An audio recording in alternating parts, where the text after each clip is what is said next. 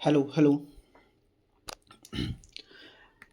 आज की क्लास के अंदर हम एनटीपीसी के वही अपनी जो सीरीज चल रही है एनटीपीसी के पीवाईक्यूज़ की वही करेंगे। क्लास के बाद हमारी पीडीएफ आपको कहाँ मिलती है? टेलीग्राम पे मिलती है। ठीक है, उसको ज्वाइन कर लेना, डिस्क्रिप्शन में लिंक दिया हुआ है।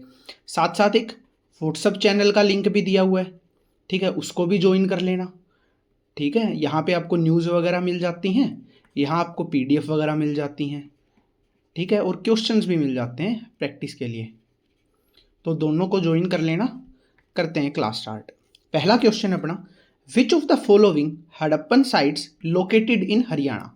निम्नलिखित में से कौन सा हड़प्पा स्थल हरियाणा में स्थित है? ये है अपना राखी गढ़ी, सी ऑप्शन हो जाएगा अपना राखी गढ़ी। कहाँ है राखी गढ़ी? ये है हरियाणा के हिसार डिस्ट्रिक्ट में, अपने हरियाणा के हिसार डिस्ट्रिक्ट में। ठीक है, इसको जो खोजा गया था वो 1997 में खोजा गया था, और फिर एएसआई ने यहाँ पे खुदाई का काम स्टार्ट करवाया था। यहाँ पे जो मेन चीज़ें हमें मिली हैं ना, वो ध्यान रखनी है। एक तो हमें कंप्लीट मानव कंकाल मिला है, मानव कंकाल ह्यूमन बॉडी स्केलेटन मिला है। एक व्हीट मतलब गेहूं के सैंपल मिले हैं, एक जौ मिले हैं हमें। ठीक है, गेहूं जैसा ही होता है, जौ मिले हैं, और एक मिट्टी के बर्तन, मिट्टी के बर्तन। बस यही याद रखना है। राखीगढ़ी हिसार के अंदर है। 1997 में ये साइट हमें मिली थी, एएसआई ने इसकी खुदाई करवाई थी। मानव कंकाल मिला है, एक कंप्लीट कंकाल होता है, मतलब सारी की सारी हड्डियाँ इकट्ठी मिल गई एक ही जगह। ठीक है, अब तक ये बहुत कम जगह ही हुआ था, इसलिए इंपॉर्टेंट है। मानव कंकाल है, गेहूँ मिले हैं, जौ मिले हैं, और मिट्टी के बर्तन भी मिले हैं यहाँ पे।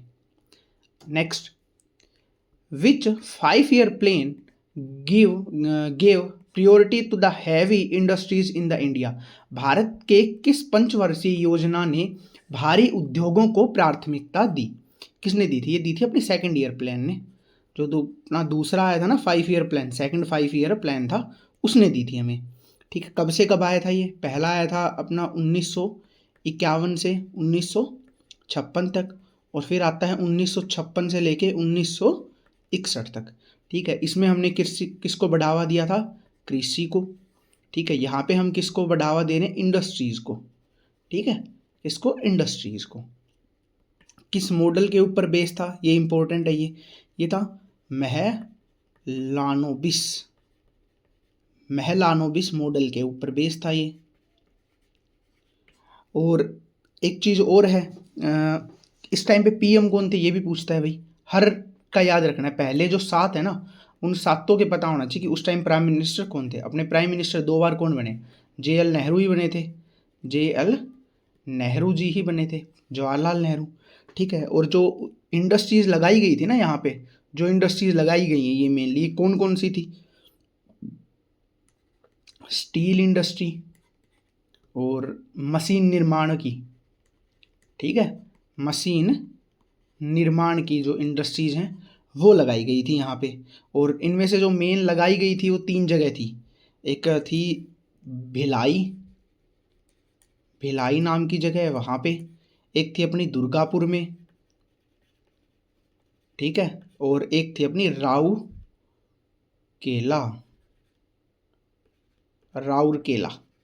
ठीक है, ये 3 जगह पे हमने मेन स्टील इंडस्ट्रीज लगाई थी।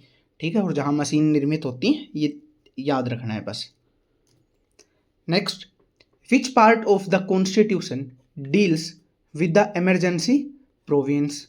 भारत के संविधान का कौन सा भाग आपातकालीन प्रावधानों से संबंधित है? कौन सा है ये अपना? ये अपना 18th है। 18th कहाँ है? हाँ यही है, ए पार्ट हो जाएगा अपना 18th।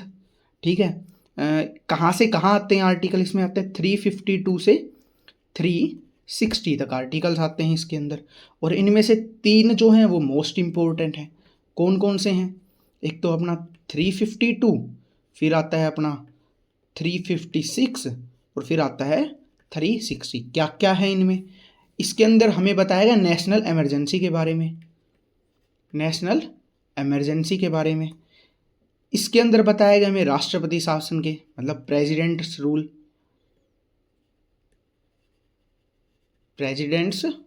के बारे में।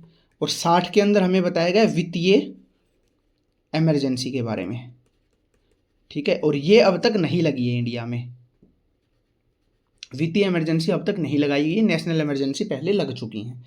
और इसकी एक खास बात है, ये जो नेशनल इमरजेंसी जो लगती है ना, ये वाली जो लगती हैं, ये लगती है संसद की सहमति से। संसद की सहमति जब होगी ना तभी ये लागू किया जा सकता है इन्हें, ठीक है। इतना ही याद रखना है इसमें। अगला question, which article of Indian constitution deals with the abolition of untouchability.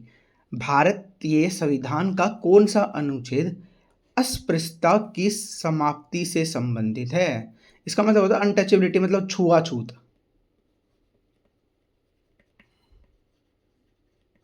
ठीक है, छुआछूत।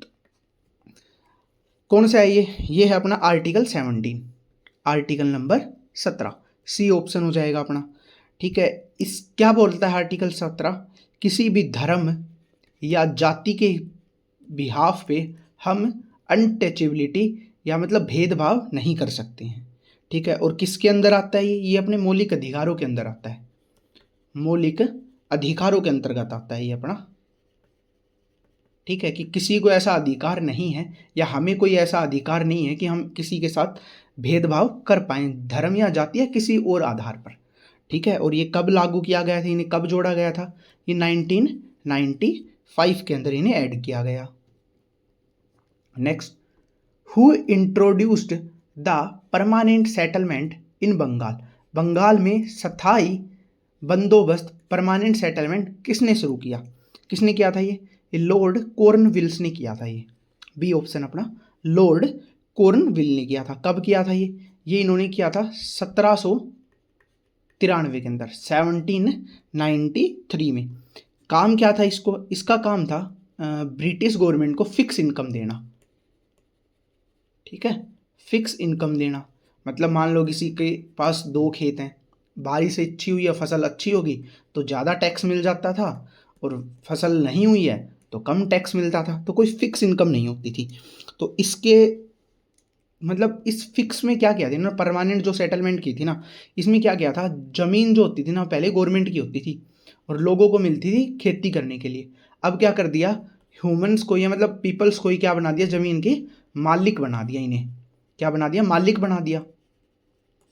अब क्या कर दिया, जिसके पास जितनी ज़मीन है ना उसका एक फिक्स पार्ट कर दिया, ऑलमोस्ट 1/6 पार्ट, कि इतना आपको टैक्स के रूप में देना पड़ेगा, चाहे आपकी फसल अच्छी हो चाहे खराब हो, उस बात से गवर्नमेंट का कोई लेना देना नहीं होगा, ब्रिटिशर्स का उससे कोई लेना देना नहीं होगा, ठीक है। हमें क्या देना होता था, एक फिक्स टैक्स देना होता था। इससे क्या मिली उन्हें, एक फिक्स इनकम मिली, और इसे ही क्या नाम दिया गया था, जमींदारी प्रथा।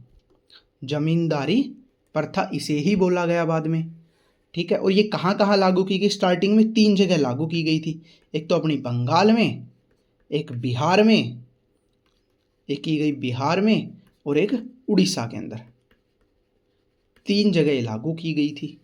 आज के हिसाब से नहीं, ये बंगाल, बिहार और Orissa. Next question, which metal is liquid at room temperature. कौन सी धातु सामान्य तापमान पर द्रव अवस्था में होती है। भाई लिक्विड फॉर्म में होना किसी भी मेटल का क्या होता है, द्रव अवस्था में। क्या है अपनी, मरकरी मतलब पारा, ठीक है। इसको कैसे लिखते हैं, Hg करके लिखते हैं इसको, ठीक है। अगर इसका साइंटिफिक नाम पूछे तो हाइड्रा जीरियम, ये इसका क्या होता है, साइंटिफिक नाम होता है। इसका जो यूज करते हैं हम, यूज कहाँ कहाँ करते हैं इसका, एक तो टेरामीटर में, सॉरी थर्मामीटर में, टेरा में तो इसका नहीं होता है, थर्मामीटर में होता है एक तो इसका, ठीक है। और एक इसका बैरोमीटर में यूज होता है, ठीक है। और थर्मामीटर में इसका यूज क्यों किया जाता है वो भी देख लेते हैं। ये जो मरकरी होती है ना, इसको लिक्विड फॉर्म में आने के लिए टेम्परेचर चाहिए होता है -38.83 डिग्री सेल्सियस। इससे कम टेम्परेचर पे ये क्या हो जाती है, फ्रोज हो जाती है, मतलब आइस की फॉर्म में चली जाती है। तो नॉर्मल इतना टेम्परेचर होता नहीं है किसी भी जगह, तो हम क्या करते थे, टेम्परेचर मेजरमेंट के लिए मरकरी का जो अपना थर्मामीटर होता है ना, बुखार वगैरह चेक करते हैं, वो उसमें क्या होता है, पारा होता है। चांदी जैसा दिखता है ये, सिल्वर तो देखी होगी सबने, सिल्वर जैसा दिखता है, और वेट ज़्यादा होता है इसका, भारी होता है ये बहुत, ठीक है। और एक चीज़ और है, ये बहुत जहरीला होता है। क्या होता है? विषैला। मतलब अगर किसी ने पी लिया तो क्या? डेथ कंफर्म है, कोई ट्रीटमेंट नहीं है, डेथ कंफर्म है, इतना ज़्यादा विषैला होता है, जहरीला होता है ये। Next, what is the SI unit of electric current? विद्युत धारा की एसआई इकाई क्या है? ठीक है, क्या है भाई? एसआई यूनिट क्या है इसकी? एम्पियर। क्या हो जाएगा? बी ऑप्शन अपना, एम्पियर। क्या बोलते हैं इसको?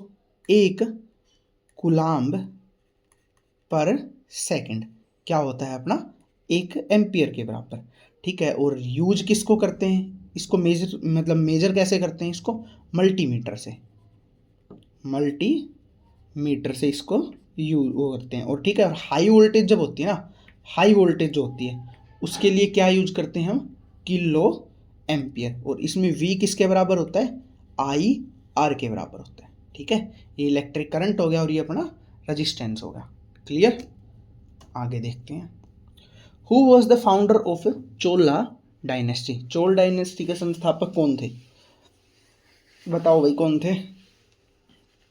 ये थे अपने विजयालय चोला जी। क्या हो जाएगा? सी ऑप्शन हो जाएगा अपना। ठीक है, और यहाँ तो चलो किसी बुक में विजयालय लिखा हुआ है और किसी में लिखा हुआ है विजयलय। ठीक, और किसी में विजयालय, तो दोनों ही ठीक है अपनी अपनी जगह। कब किया था ये? किया था इन्होंने 9th सेंचुरी में। ठीक है, 9th सेंचुरी में किया गया था। और इन्होंने पाल वंश का अंत किया और तंजावुर पे कब्जा किया इन्होंने, तंजावुर पर कब्जा कर लिया था। ठीक है, और बाद में इसी को क्या बनाया? अपनी कैपिटल बनाया। ठीक है, विजयालय ने किया था 9th सेंचुरी में, पाल वंश को ख़त्म किया इन्होंने और तंजावुर पे कब्जा करके इन्होंने अपनी कैपिटल बना लिया इसे। और इनका ये था एक तो दक्षिण इंडिया में, दक्षिण भारत में, और एक श्रीलंका में, यहाँ तक इनका शासन था, श्रीलंका के ऊपर भी और दक्षिण भारत पे भी। क्लियर? आगे देखते हैं। विच gas is used in the fire extinguishers? Fire extinguishers में, अग्नि शामक यंत्र में कौन सी गैस युक्त होती है? विच gas is used in fire extinguishers? कौन सी होती है अपनी? Carbon dioxide. सी ऑप्शन अपना, कार्बन डाइऑक्साइड। ठीक है, कार्बन डाइऑक्साइड का फॉर्मूला क्या होता है अपना? CO2। और क्यों यूज की जाती है? एक तो ये बहुत हैवी होती है वेट में। ठीक है, उड़ेगी नहीं ऊपर, जैसे ही किसी के ऊपर डालोगे ना सरफेस के ऊपर, तो यही ट्रैवल करती रहेगी, नीचे रहेगी, भारी होती है इसलिए। और इसको ज़्यादातर जब यूज किया जाता है ना, जो फायर जो हो रही है ना, वो हो रही है मान लो किसी भी ऑयल से, पेट्रोल हो गया, डीजल हो गया, किसी भी ऑयल से जब आग लगती है ना, तब इसका ज़्यादा यूज़ किया जाता है। ठीक है, क्योंकि ये ऑक्सीजन की सप्लाई को क्या कर देती है? बिल्कुल ख़त्म कर देती है, जिससे आग नहीं लग पाती आगे। और एक रीज़न और भी है, CO2 बहुत क्या है? चीप है। ठीक है, बहुत सस्ती गैस है। Next, which river is called सोरो ऑफ बिहार? कौन सी नदी को बिहार का शोक कहा जाता है? किसको कहा जाता है बिहार का शोक? ये कहा जाता है कोसी रिवर को। ठीक है, कोसी रिवर को कहाँ से निकलती है? ये निकलती है नेपाल से। और कहाँ आती है ये? नेपाल से बिहार में। और बिहार में ही ये किस में मिल जाती है? गंगा जी में। ठीक है, इसे गंगा जी की ट्रिब्यूटरी भी बोला जाता है। ट्रिब्यूटरी है ये अपनी एक गंगा जी की। बिहार का शोक इसलिए कहा जाता है क्योंकि हर साल इसमें क्या आती है? बाढ़ आती है। बहुत से गाँवों को या बहुत से लोगों को स्थानांतरित करना पड़ता है, एक जगह से दूसरी जगह पे लेके जाना पड़ता है, इसलिए इस शोक बोला जाता है। और ये हर साल अपना रास्ता भी बदलती है। क्यों बदलती है? जैसे ये ऐसे ट्रैवल कर रही है मान लो, तो यहाँ से जब पानी का फ्लो होगा ना, तो मिट्टी को काटना शुरू कर देगा। ठीक है, जैसे यहाँ से आ रहा है, ऐसे ऐसे आ रहा है, तो यहाँ से और यहाँ से ऐसे काटना स्टार्ट कर देगा, तो ये थोड़े टाइम बाद यहाँ पे मिल जाएंगे। ठीक है, तो इसका भाव क्या हो जाएगा? फिर ऐसे हो जाएगा, तो ये जगह फिर से गई और यहाँ पे जो लोग थे उनको फिर स्थानांतरित करना पड़ेगा, और धीरे धीरे ये भी आगे बढ़ता रहता है। तो ऐसे ही हर साल अपना क्या बदलती है? रास्ता बदलती है। इसके साइड में दीवार भी बनाई हुई है बहुत सारी जगह गवर्नमेंट्स ने। ठीक है, लेकिन फिर भी इसका बहाव इतना तेज़ है, पावरफुल इतनी है, बारिश के टाइम में ये नहीं टिक पाती हैं इसके सामने, तो इसलिए इसको शोक बोला जाता है बिहार का। Next, who was the first women to win the Booker prize? Booker prize को जीतने वाली पहली महिला कौन थी? ये थी अपनी अरुंधति रॉय जी। कौन थी? अपनी अरुंधति रॉय जी। किस लिए मिला था इन्होंने? ऐसी कौन सी बुक लिख दी भाई? इन्होंने लिखी थी the God of Small Things. The God of Small Things. ठीक है, इसलिए इन्हें क्या बोला गया, क्या मिला इन्हें? बुकर प्राइज मिला। कब लिखी थी इन्होंने? 1997 के अंदर। और किसके बिहाफ पे थी? मतलब ये थी पॉलिटिकल बुक थी, एक प्रकार से पॉलिटिकल बुक थी, या एक सामाजिक बुक भी बोल सकते हैं हम। ठीक है, और इंटरनेशनल बुक थी, बहुत सारे देशों में तारीफ हुई है इस बुक की। ठीक है, इंटरनेशनल बुक थी ये। क्लियर? आगे चलते हैं। Next question, which article of Indian constitution deals with abolition of titles? भारतीय संविधान का कौन सा अनुच्छेद उपाधियों की समाप्ति से संबंधित है? यह है अपना आर्टिकल 18। कौन सा? आर्टिकल 18 भाग 3 है, और किसके अंडर है? फंडामेंटल राइट्स के। फंडामेंटल राइट्स के। ठीक है, इन्होंने उपाधियां जो खत्म की थी वो कौन सी थी? जैसे अपनी सर की उपाधि होगी, नवाब की होगी, और उससे पहले क्या होता था? नाम लिखते थे ना, मान लो किसी को भारत रत्न मिला है, भारत रत्न मिला है, या फिर और कोई भी मिला है, पद्मश्री बोल दो, पद्मश्री मिला है। ठीक है, तो क्या था? नाम से पहले लगाते थे, तो ये टाइटल्स हो जाते थे, तो इनको हटा दिया गया। इन्हें बोला गया कि ये सिर्फ अवार्ड होंगे। क्या होंगे? अवार्ड होंगे, कोई भी टाइटल नहीं है, और ये सारे खत्म कर दिए थे। ठीक है, ये क्या थे? भाग 3 के अंदर आता है, आर्टिकल 18 में। Next, which gas is use for artificial ripening of fruits? Ripening का मतलब होता है कि पकाना। ठीक है, किसी चीज़ को पकाना। ये लिखी रखा है हिंदी में, फसलों को कृत्रिम रूप से पकाने के लिए कौन सी गैस का उपयोग किया जाता है? ये क्या जाता है? इथाइलिन का। किसका किया जाता है? इथाइलिन का। इसका काम क्या होता है? बस ये जर्नली क्या करता है? फल है ना, उनकी कोशिकाओं को ऑर्डर देता है।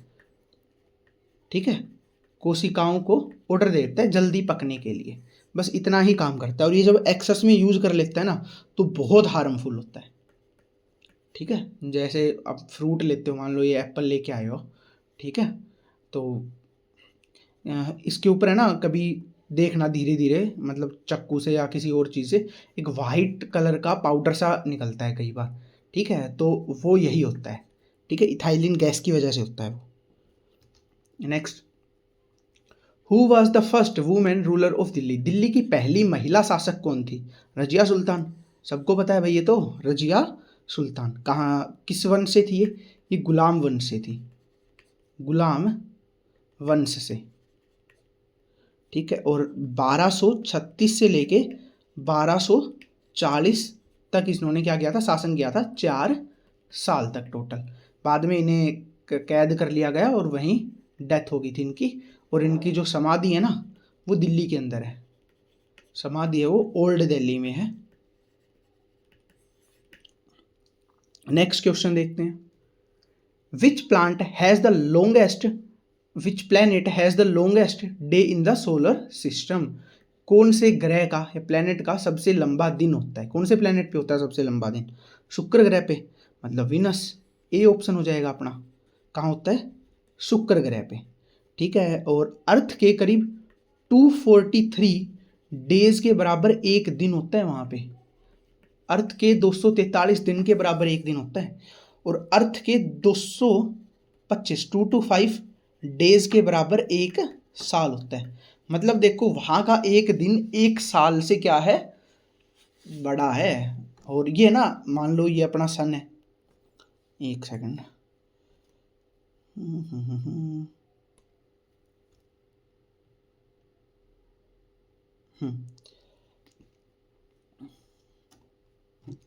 मान लो ये अपना सन है, ये प्लैनेट्स इसके चारों तरफ रिवॉल्व कर रहे हैं। मान लो ये अपनी अर्थ है, तो अर्थ तो बाकी सारे के सारे प्लेनेट इस डायरेक्शन में रिवॉल्व करते हैं और ये अकेला उल्टी डायरेक्शन में रिवॉल्व करता है। एक तो ये उल्टा चलता है, ठीक है, और जितने दिन में पूरी एक रिवोल्यूशन कंप्लीट करता है ना, उससे ज़्यादा टाइम लगता है इसको खुद की एक्सिस पे घूमने में, मतलब इसका एक दिन बनने में, ठीक है। इसलिए इसको थोड़ा अलग भी माना जाता है।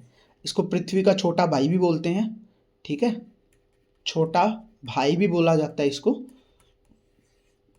लेकिन ये बहुत अलग है पृथ्वी से। और एक चीज़ और, इसका जो एवरेज टेम्परेचर है ना, वो है करीब 460 डिग्री सेल्सियस। और जो गैस है ना, यहाँ सिर्फ CO2 गैस है, ठीक है, और कोई गैस नहीं है, सिर्फ CO2 गैस अवेलेबल है। Next question, who was the first Indian women to win an Olympic medal? Olympic पदक जीतने वाली पहली भारतीय महिला कौन थी? कौन थी भाई? ये थी अपनी कर्नम मल्लेश्वरी जी, ठीक है। कब जीता था इन्होंने? 2000 में जीता था। कहाँ पे? ऑस्ट्रेलिया में हुए थे उस टाइम पे, सिडनी के अंदर, ठीक है, सिडनी के अंदर हुए थे, ऑस्ट्रेलिया में, वहाँ पे जीता था। किस गेम में जीता इन्होंने? वेट लिफ्टिंग में, वेट लिफ्टिंग में, ठीक है। और 69 kg की कैटेगरी में इन्होंने गेम खेला अपना, और 240 किलो वेट उठाया था इन्होंने, 240 kg वेट उठाया था इन्होंने, ठीक है। और इन्हें 2 अवार्ड भी मिले हैं। कौन कौन से? एक तो अपना अर्जुन अवार्ड, ठीक है, अर्जुन अवार्ड, और साथ साथ पद्मश्री, पद्मश्री भी मिला इन्हें, ठीक है, दोनों अवार्ड भी मिले इन्हें। Next question, which Indian king defeated Alexander's army general Seleucus? अच्छा, किस भारतीय राजा ने सिकंदर के सेनापति सेल्यूकस को हराया? किसने हराया था? चंद्रगुप्त मौर्य ने। चंद्रगुप्त मौर्य ने, सिंपल सा क्वेश्चन था, चंद्रगुप्त मौर्य ने। कब? 305 ईसा पूर्व, ठीक है, 305 ईस्वी में हराया था, ठीक है। और सेल्यूकस निकेटर ये लड़ाई हारने के बाद सीरिया का राजा भी बनता है। कहाँ का? सीरिया का, सीरिया का राजा बनता है सेल्यूकस निकेटर, पूरा नाम था इनका। और ये जो लड़ाई हारे हैं ना, इनके बाद चंद्रगुप्त मौर्य की और सेल्यूकस निकेटर की संधि हुई थी इन दोनों की, ठीक है। क्या हुई थी? संधि हुई थी। इस संधि के तहत सेल्यूकस निकेटर की डॉटर, बेटी ने चंद्रगुप्त मौर्य के साथ शादी की थी, और चंद्रगुप्त मौर्य ने सेल्यूकस को 500 हाथी गिफ्ट दिए थे। 500 क्या दिए थे? हाथी गिफ्ट दिए थे। आगे, what is the theme of national emblem? Indian national emblem, भारतीय राष्ट्रीय प्रतीक का मूल विचार क्या है? इनका है सत्यमेव जयते, ठीक है। कहाँ से लिया है हमने ये लिया है हमने कहाँ से? मुंडका उपनिषद से, मुंडका उपनिषद से। मतलब क्या होता है इसका? सत्य की जय हो, सत्य की जय हो, ठीक है। और अशोक का जो सारनाथ का अशोक स्तंभ है ना, जो सारनाथ में अशोक स्तंभ है, अशोक का जो स्तंभ है, कहाँ पे? सारनाथ में, वहाँ पे प्रिंटेड है ये, वहाँ से लिया है हमने, ठीक है। वहाँ एक धर्म चक्कर बना है, धर्म चक्कर बना है, वहाँ पे क्या क्या है? धर्म चक्कर है, एक हाथी है उसके ऊपर एम्बलम पे, एक बैल है, ठीक है, और एक घोड़ा बना है, ठीक है। मान लो जैसे ये ऊपर शेर हो गए, एक इस साइड हो गया, एक इस साइड, एक पीछे की साइड होता है, फ्रंट से 3 ही दिखते हैं। और यहाँ पे एक पट्टी है जो चारों तरफ है इसके, उसके ऊपर बना है धर्म चक्कर। यहाँ जैसे धर्म चक्कर हो गया, और फिर हाथी, बैल और घोड़ा, फिर धर्म चक्कर है, और फिर तीनों ये बने हुए हैं, ऐसे बना हुआ है ये। Next question, which is the southern most point of India? Bharat का सबसे दक्षिणी बिंदु कौन सा है? इंदिरा पॉइंट, इंदिरा पॉइंट कहाँ है ये? सी ऑप्शन हो जाएगा। ये है अपना अंडमान निकोबार पे। कहाँ है? अपना अंडमान निकोबार पे,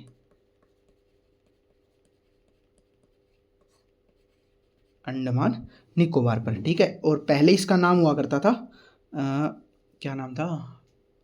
पाइगलन पॉइंट शायद, हाँ, पैग्मालायन पॉइंट नाम था इसका, हाँ यही होता था, पैग्मालायन पॉइंट इसका पहले नाम था और बाद में इंदिरा पॉइंट इसका नाम रख दिया गया।